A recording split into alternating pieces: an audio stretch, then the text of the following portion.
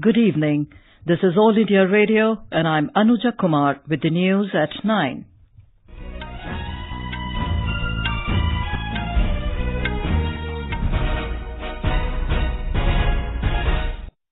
The headlines.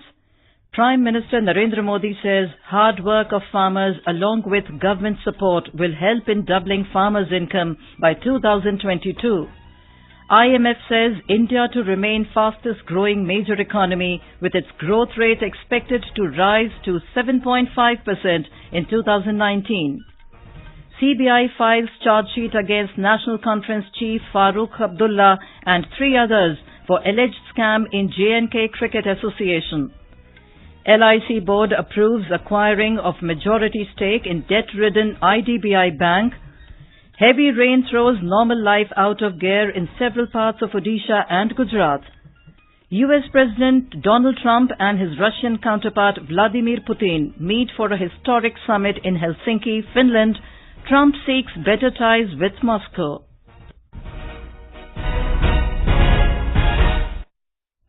Prime Minister Narendra Modi has said the hard work of farmers combined with the support they are getting from the government will fulfill the dream of doubling farmers' income by 2022.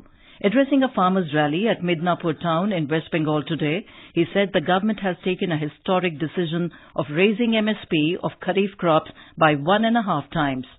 हमारी सरकार ने एक ऐसा फैसला लिया है जो पश्चिम बंगाल के किसानों के जीवन में भी एक बहुत बड़ी नई ताकत देने वाला है। ये भारतीय जनता पार्टी की सरकार बनने के बाद आज लागत का 1.5 गुना किसानों को एमएसपी देने का निर्णय आज हमारी सरकार ने कर लिया। समर्थन मूल्य में लगभग 1100 रुपये क्विंटल लागत के ऊपर मक्के का समर्थन मूल्य 1700 रुपये कर दिया गया है।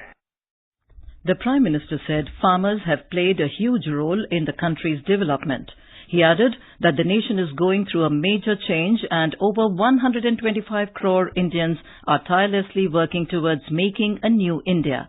The Prime Minister criticized Mamata Banerjee government, charging it with throttling democracy and running a syndicate Raj. He alleged that nothing can be achieved without approval of the syndicate. During the rally, a makeshift tent collapsed, injuring at least 22 people. The Prime Minister saw the tent collapsing while he was in the middle of his speech. He immediately instructed Special Protection Group SPG personnel to attend to the injured. After addressing the rally, Mr. Modi went to the hospital and spoke to some of the injured. Addressing New India Conclave in New Delhi this evening, the Prime Minister said India is passing through a crucial period of transformational change. Mr. Modi said earlier India was considered to be among the fragile 5 countries, but it is now recognized as the fastest growing economy in the world.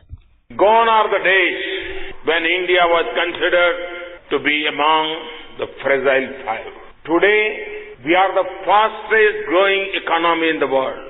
Powered by the 125 crore people of India, we will grow even faster. As per an international report, poverty is declining in India at a record pace.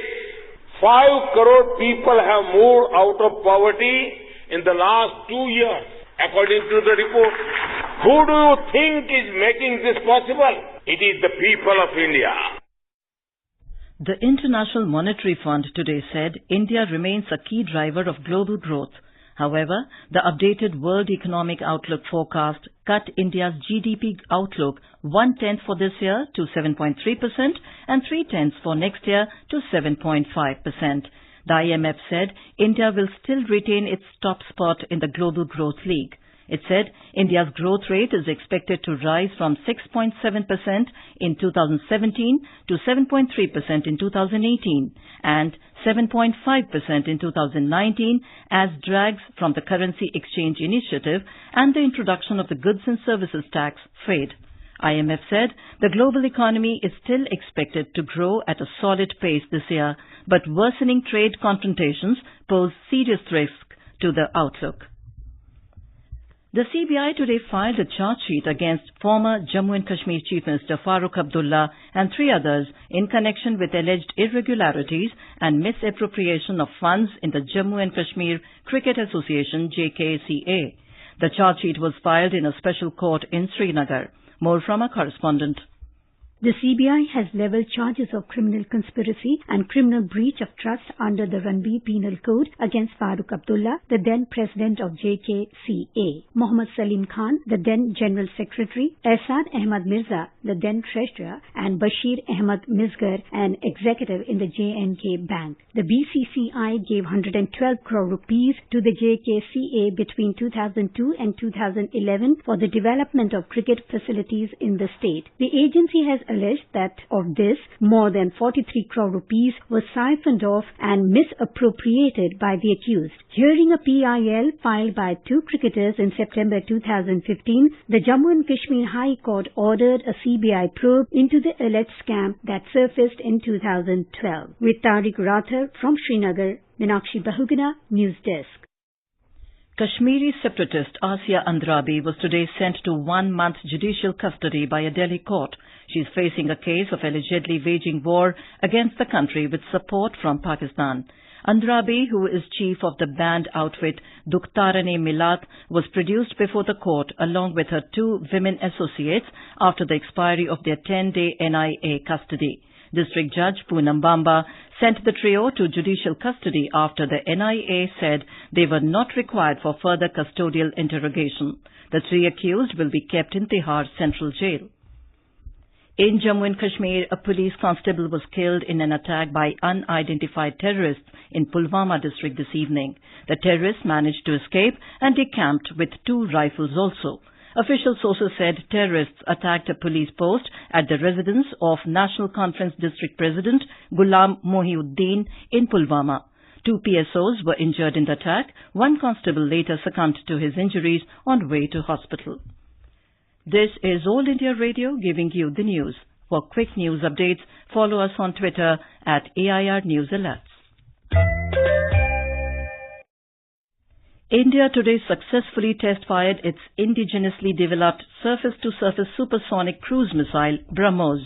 The test was conducted from the Chandipur test range off the Odisha coast at 10:18 a.m. to increase longevity of the missile. The missile being developed with the help of Russia can hit the target from a distance of 290 kilometers.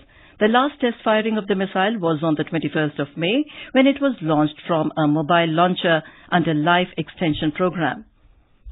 The Life Insurance Corporation LIC board today gave approval to the acquisition of up to 51% stake in debt-ridden IDBI Bank. This was informed by Economic Affairs Secretary S.C. Garg. Now the state-owned LIC will approach market regulator SEBI on the matter.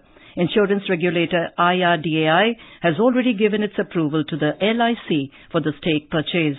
The LIC stake buy will help the IDBI get a capital support of 10,000 to 13,000 crore rupees. Leaders from the opposition parties met in New Delhi today to formulate a joint strategy to corner the government on various issues during the monsoon session of Parliament beginning Wednesday. Ghulam Nabi Azad of the Congress, Sharad Pawar from NCP, Sukhendu Shekhar Roy from Trinamool Congress, Satish Chandra Misra of the BSP, Ram Gopal Yadav of SP, Meesa Bharti of RJD, TKS Elangovan of DMK, Mohammad Salim of CPIM, D. Raja of CPI were among those who attended the meeting. Congress President Rahul Gandhi has requested Prime Minister Narendra Modi to ensure the passage of the Women's Reservation Bill in the upcoming monsoon session of Parliament. In a letter addressed to Mr. Modi, Mr. Gandhi said the bill passed by the Rajya Sabha in 2010 has been stalled on one pretext or the other in the Lok Sabha for over 8 years now. He said the political parties should rise above politics and support the bill.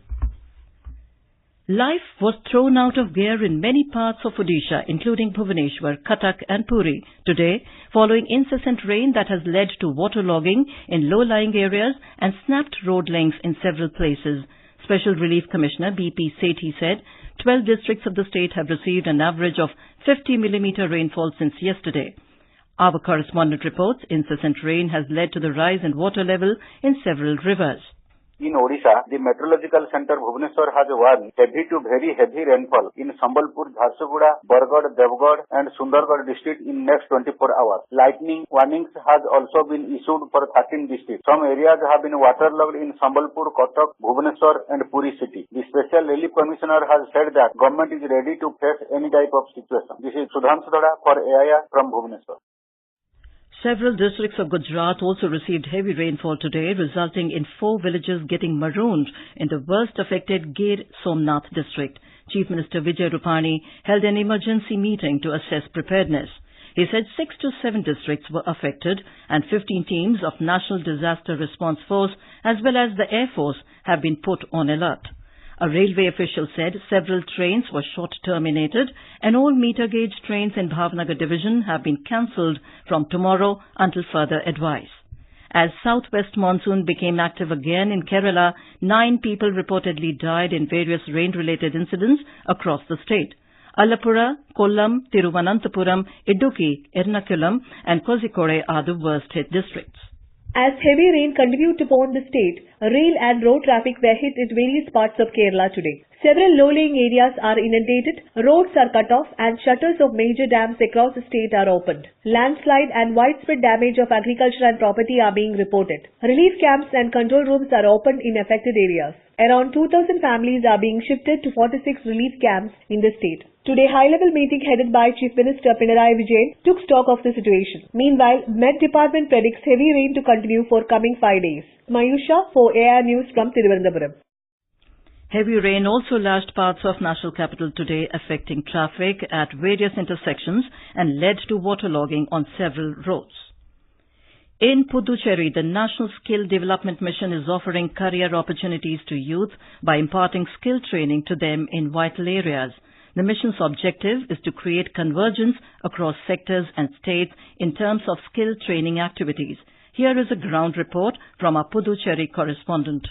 India is one of the youngest countries in the world with over 50% of its population below the age of 25. To reap this demographic dividend, India needs to equip its workforce with employable skills and knowledge to make the country a developed economy. So, with a vision to train over 400 million people in various industrial and trade skills by 2022, Prime Minister Narendra Modi launched the National Skill Development Mission in 2015. The mission provides training, technical and financial support for skill development. It also helps the youth to get employment or start their own businesses. In Puducherry, the Indian Bank is providing training in numerous areas under the mission. A beneficiary of the program, Mangeshwaram Rajaram, said he was earlier unemployed, but after completing skill training program from Indian Bank's Self-Employment Training Institute, he started his own business and is now giving employment to others. After my graduation, I was unemployed. I getting to know through a newspaper advertisement about the Skill India program conducting an Indian Bank Self-Employment Training Institute. Completed the electrical wiring and electronic courses in the Skill India program through Institute. After completing the Skill India program, I have started a business. I am running the Institute of Smart Technology in Kirmambakam. Now I am